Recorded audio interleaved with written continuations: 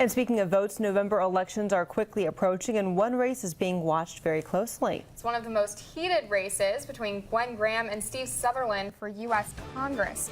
Today, we were at the debate between Sutherland and Graham. Graham, a Democrat, has been up in the polls to incumbent Republican Congressman Sutherland. It was a heated debate with opposition on many issues, one being the debt ceiling. I do not believe that America should be defaulting on its debt. So yes, I would vote to raise the debt ceiling, but I believe that we need to be taking a hard look at fraud, waste, and abuse. I've said I will not vote for just a clean debt ceiling, okay? I don't believe that the people of Florida Second Congressional District sent me there to continue this madness of spending money without any reforms. And Abby is with our political contributor, Trimmel Gomes, right now to talk more about the debate. Thanks, Christina. And Trimmel Gomes is joining us now. And we were talking about this last week, a heated debate, and one that they both got a chance to express their opinions on several topics today. Yes, it was quite the debate. It was intense. Lots of barbs were thrown by both sides. And this was my first time actually getting a chance to see Gwen Graham, but meeting with Steve Sutherland a couple of weeks ago. And his composure overall, from looking at this debate and just standing a few feet away, it was standing room only, he kind of lost his cool a bit.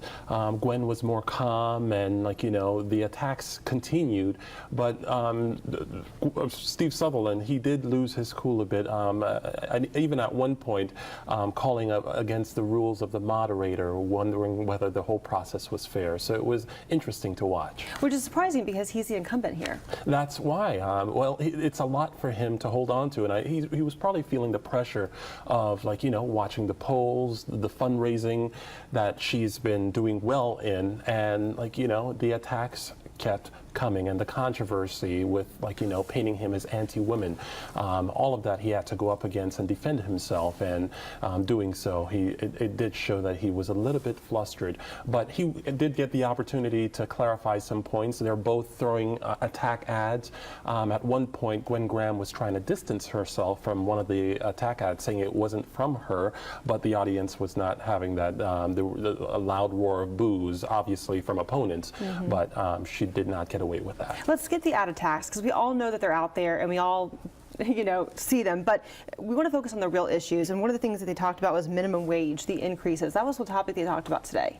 They talked about that. They addressed what should be going on with Iraq and war and stuff like that. They addressed everything, from the Affordable Care Act. So all of those issues were actually addressed, and they both clarified their stance, because in the ads, if you're watching the attack ads, which all of these are being addressed there, they're being painted as not voting this way to support veterans, and Steve Sutherland actually came out and said this is what really was happening behind the scenes.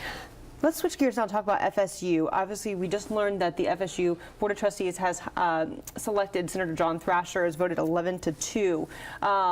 The reaction from students, right after that decision was made, there was a huge uproar reaction from the room. Well, going in and you all covering this process, from the faculty, Senate from Florida State voting against Senator John Thrasher, and even the student body, just hearing from some of the comments from the Board of Trustees saying that how they weren't really paying attention to that, but this is what, when you're relating to the Jameis Winston issue, when controversy arises, you have to listen to the student body.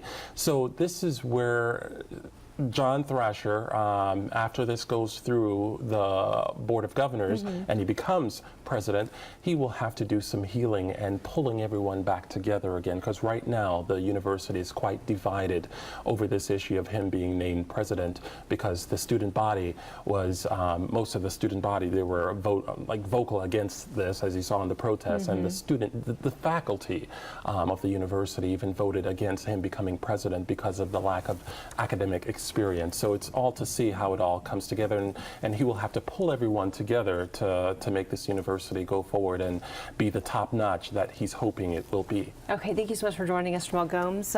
Christina, let's toss things back to you.